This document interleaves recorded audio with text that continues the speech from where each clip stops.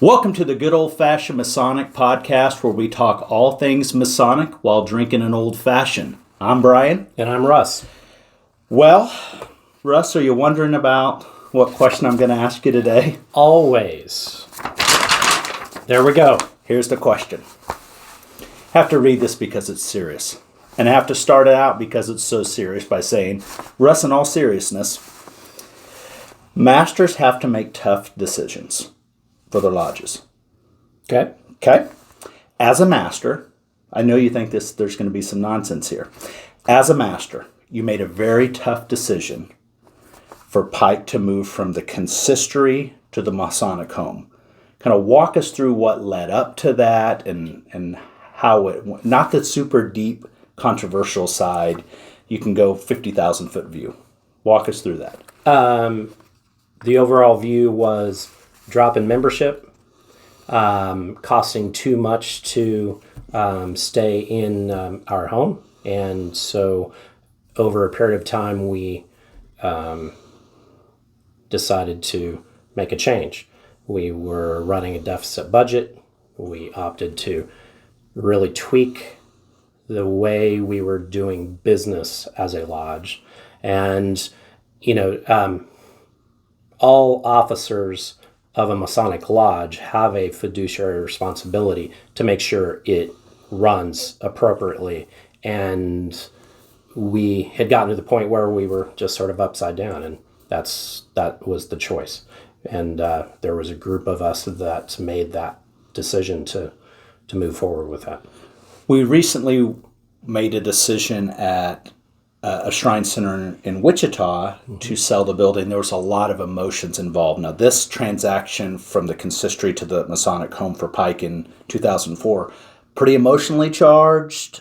Yeah, I would say so. There was a lot of history there, and our Pike was really started in that building, and so yeah, it was. But yet, as a master, and at the time, you seek counsel, and I sought counsel with a lot of different people throughout the year. Right. And the trustees of Albert Pike were wonderful. They had sort of turned over. There was a new group of them. They were in like mind that we needed to do something. And so it was a group effort. And a solid business decision, because I think that probably kept at least Albert Pike Lodge financially solvent, at least through today. That was... Yeah. Is it fair to say that in a few years that lodge, if we stayed on that course, could have went financially defunct? Yes. Within probably a year and a half, we would have been done. Crazy. And so today, some of the things that Albert Pike has been able to do when it comes to charity, when it comes to supporting Masonic charities, we have been able to step up because of the decisions we had made, almost 20 years ago now. So I think that's probably a good message to any officers, masters, trustees of lodges. Sometimes we get emotionally tied to a building or a place. And at the end of the day, if we're going to keep Masonry is not a building or a place. Moving forward, we'll have to make tough decisions. And it was made with Russ and really the officers of Albert Pike, the largest lodge in Kansas, and now back again as the largest lodge in the United States. We took over a lodge in Texas, by the way. I had to check with the Grand Lodge of Texas to get the count. So, but it really, it was a solid decision. So thanks for having the lodge around for when I came in. Right? Yeah, definitely. So I had to have a serious question because we have a serious person on today. Oh, Russ, yes. Tell everyone who we have. Yeah, so today we have our own brother, Bob Talbott. So the three of us tend to gravitate in the same circles, right? That's fair. I think there's times when Bob loves us, and I think there's times when Bob would like to punch us in the face. Yes. So we're going to make this episode such where neither one of us get punched in the face. So let's go get Bob. Yes, let's do it.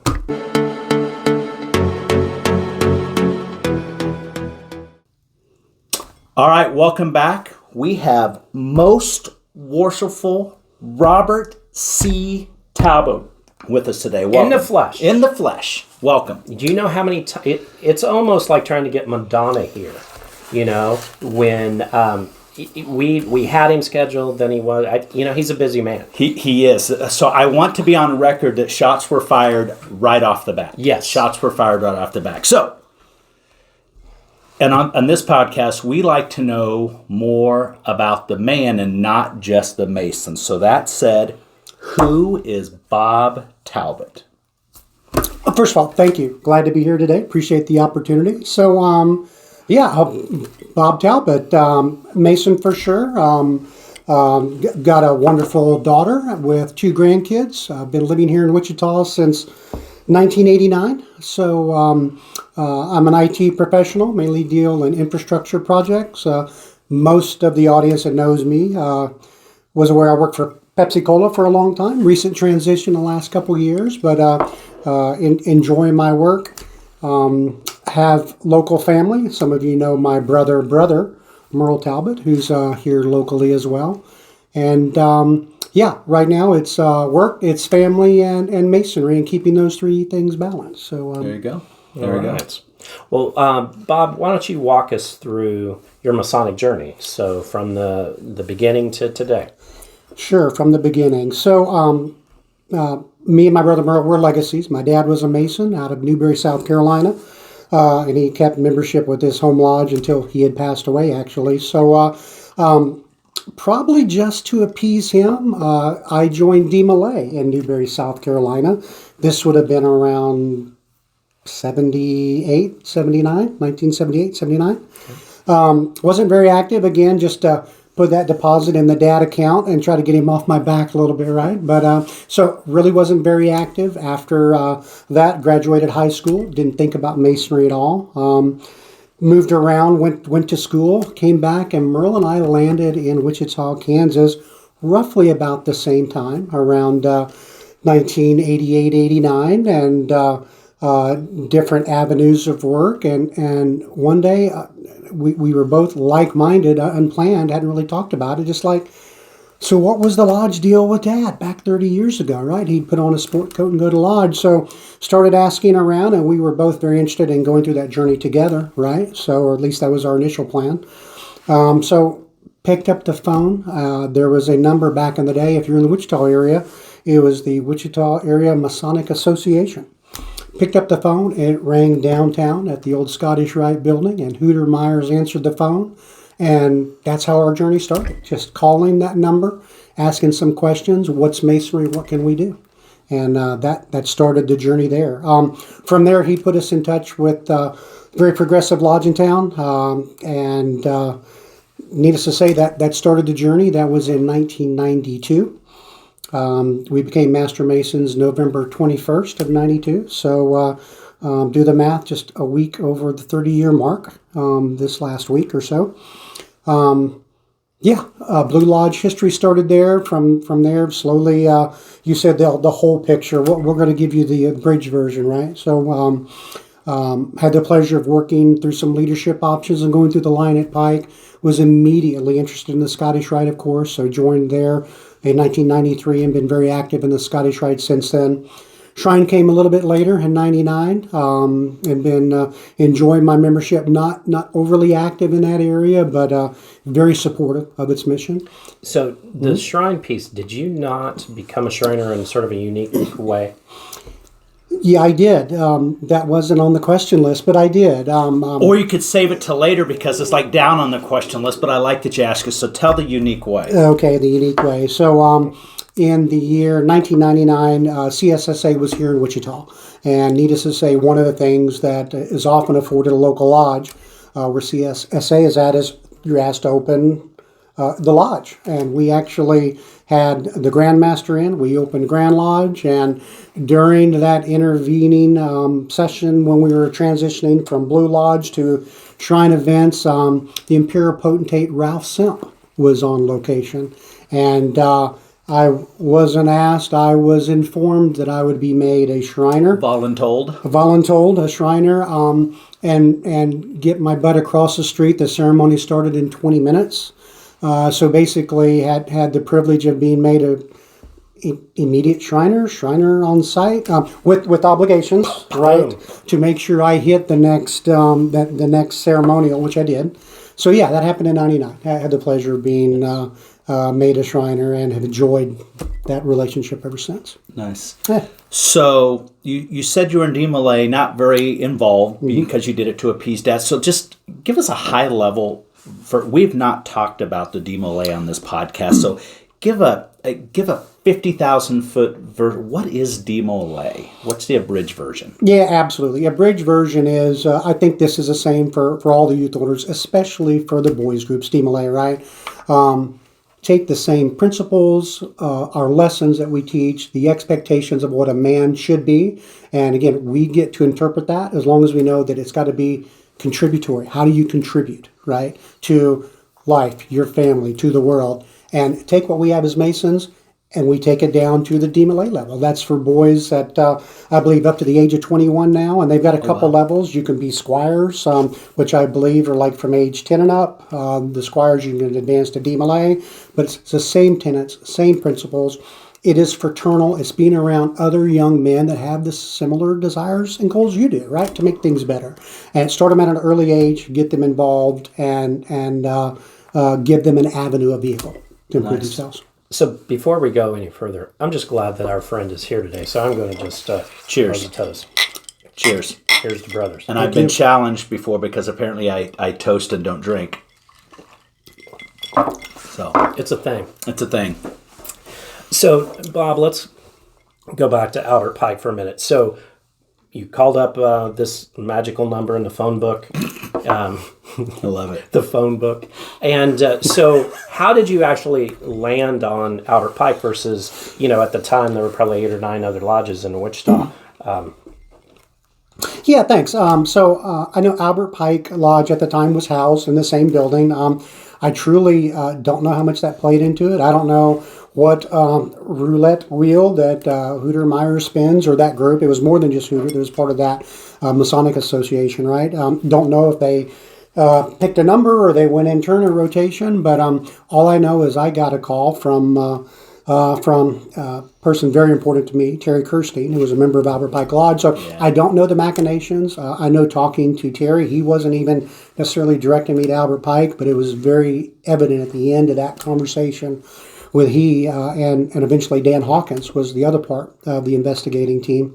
Albert Pike seemed to be the place to land. Yeah, seemed to be the place to land. And yes, they were both past masters with Albert Pike. Yeah. So you joined Pike, what year roughly? 1992. 92. How long before you got on the line at Pike? So you joined in 92, and how long before you got on the line? Yeah, boy. Merle and I were hungry. I think we were hungry to spend time together, hungry for some vehicle to get involved with. So we immediately got involved, which at Albert Pike at the time meant get your butt in the kitchen. You're doing a lot of pots, scrubbing pots, right? After lodge and meal prep and meeting guys downstairs in the elevator. So immediately we started getting involved just in a few committees. Van McLemore was master the year that I came in.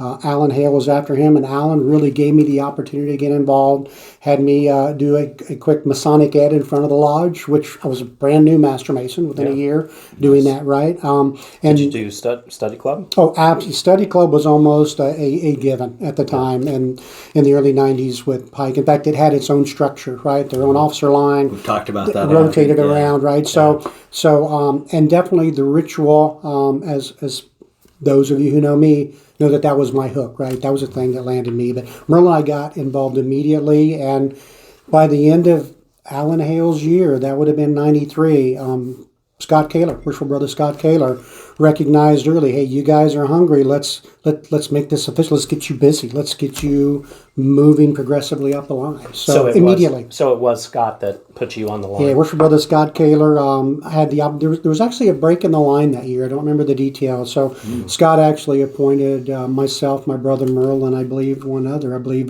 Jimmy Craig, Worshipful Brother Jimmy Craig. Okay. At the time, yeah. So we've talked a lot about Merle. So you had the opportunity to be on the Pike line with your brother Merle. Talk to us about how you guys manage lodge differently, because your personalities are different.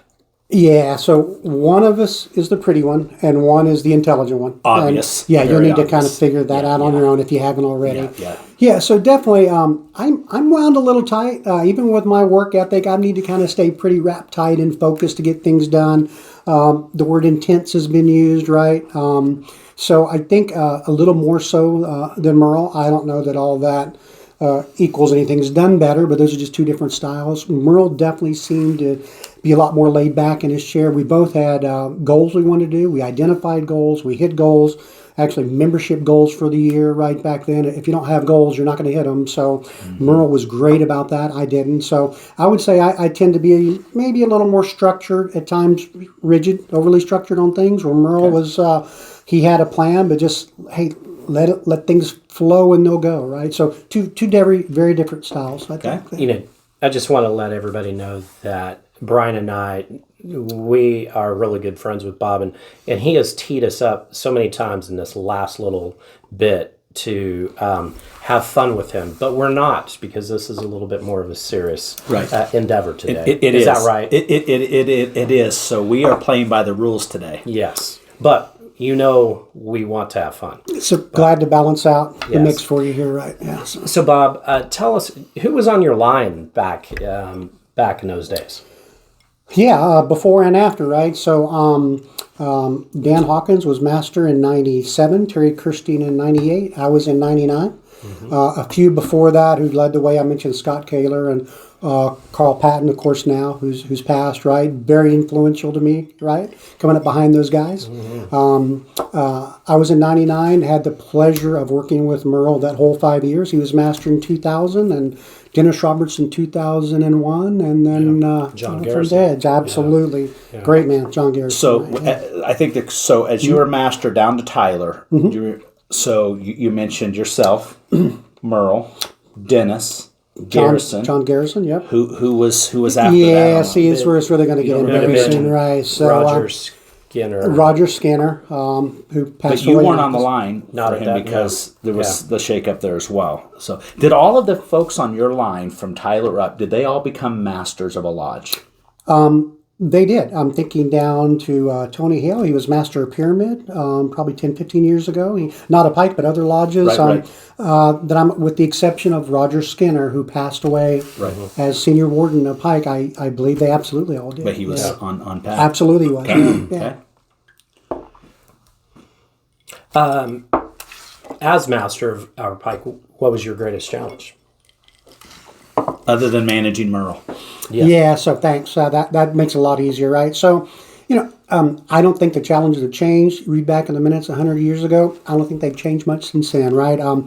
Keeping the active members engaged, giving them programs, giving them something to do, understanding what their need is. Is it the guys who just want to show up to the lodge every other Wednesday night when their wives go to church, right? And there was those guys, right? Those older gentlemen on the side, which influenced me.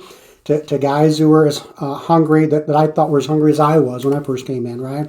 So engaging the membership, that's with programs, that's with committees, trying to embrace the things that are available to lodges through the Grand Lodge or the Masonic Foundation, right? Keep you active. And then trying to walk the balance of new members, right? No, we don't solicit, but absolutely we should be putting our tenants out there every day. And if we do that, I don't think membership would be a problem. You don't have to ask, right? You just have to live it, and I think it'll come to you. I think those are our challenges then, just as they are now, right? Anything you were particularly proud of that you got accomplished that year as master of Pike? Yeah, we left Merle in office all year. That was kind of a big thing, right? Big goal. Right, that was a big goal, right? So, definitely we had, of course, at the time, much more degree work then. So. Officers, just proud of every one of them. You worked hard. You worked a lot. Those of you that are masters know it takes a lot of time, right? And it was definitely amped up, a little more volume then, right? So the amount of degree work we did, running up to my year, so I don't know if got my unlimited card just as I hit the master's chair. I didn't do it before master, but I did after. So that was a personal goal. I'm glad that I hit right in 99. somewhat kept the wheels on the bus, right? I think that's the other thing. When you're a master, you're so new, you don't know what you don't know, and you get caught up on such the small things, right? It's not about hitting the gavel and getting the meeting, getting every word right, keeping them engaged, right? So, I think touched on a few things as I get through. So, is there anything that you look back now on and wish you would have done differently? Yeah. So when you guys put those 3-inch blocks under the chair in the east at the beginning of the year, I wish I would have called you out on it, and maybe some disciplinary action, right? So something of a personal joke. They blocked up the chair in the east when I assumed office, right? Yeah. Yeah, just one level blocks. Then the next meeting got a little higher. I let them believe I didn't know it. Of course I did. My legs started falling asleep around March or April, right, during the meetings. But we kept the joke up through the end of the year. So, what do you wish you could do, right? Definitely there's some brothers that started their journey. They didn't finish their degrees. Definitely I wrangle with that as master. Why? What did we not do? And sometimes it's not in our control, but I internalize that, right? What can we do differently, right? So, a couple of those for sure, right? More programs, I think keeping the families involved. We had a couple of family events back in the day, but I think that's something probably could have amped up a little bit, right? We're doing some of those now, not just one watermelon feed, hamburger feed. We had ice cream socials. There's a lot of things you could do. So glad to see that's evolved and there's more of that from the year that was in the East, yeah. So you had the privilege of watching Russ and I as masters of Pike. The privilege. How were our styles different? Because I didn't see Russ as a master. So how are our styles different, but yet how are they similar? Yeah, so I think this happens with every couple of years. You get a new generation. The generation flow and aura changes, right? And some people usually mean that's a negative connotation. I don't.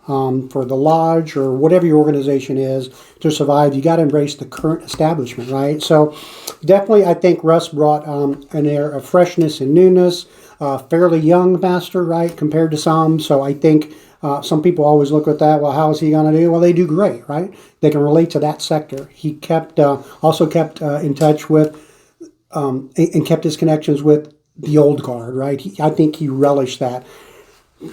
Brian, you were just an arrogant ass your whole year, man, right? So, but you knew how to take that and get our current generation active and involved. Yeah. You bringing people in, breaking some... 30 years ago would have been just an atrocity to bring guys behind the altar whenever you raise someone. But that one meeting I'll never forget when you got the whole lodge standing behind the new inner apprentice saying, these guys are behind you because we've got your back for the rest of your life, right? Very different styles, but it appealed to the current audience. So different, kind of like Merle and I, very different, but it appealed to a certain audience, and you guys leveraged it for the better of the lodge. Yeah. Fair.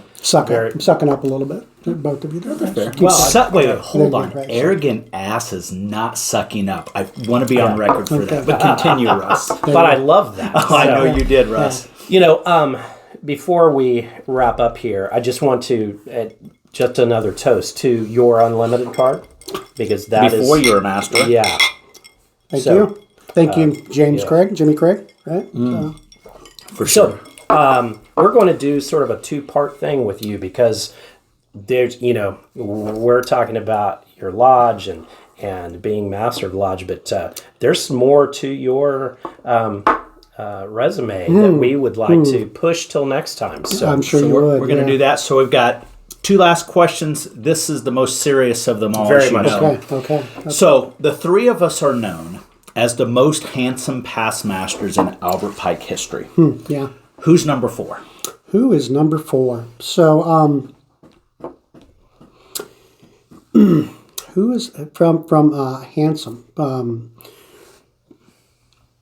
I think it's easy. It's got to be my other brother. It's got to be my other brother, Merle. That's easy. And needless to say, that answers the question from the top of the podcast. Exactly. He's the good-looking one. That's a callback for anybody who doesn't know that. But Merle, I want you to take note. He hesitated. We did not. We knew. We knew. So the most important for this first episode, the most important question of the podcast is this.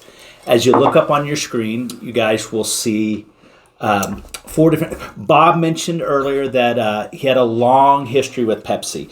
And he would chastise us if we drank anything other than a Pepsi product, but now we're putting him on the spot. We couldn't have that other product. And there are many others, by the way, which we had no damn idea. Yeah. So, 4 things up on the screen. You have Pepsi Cola, you have 7-Up, you have Mountain Dew, and you have Lipton, the Lipton products. If one of those products have to go forever like it was never invented, Bob, what would it be and why? Never invented, what and why?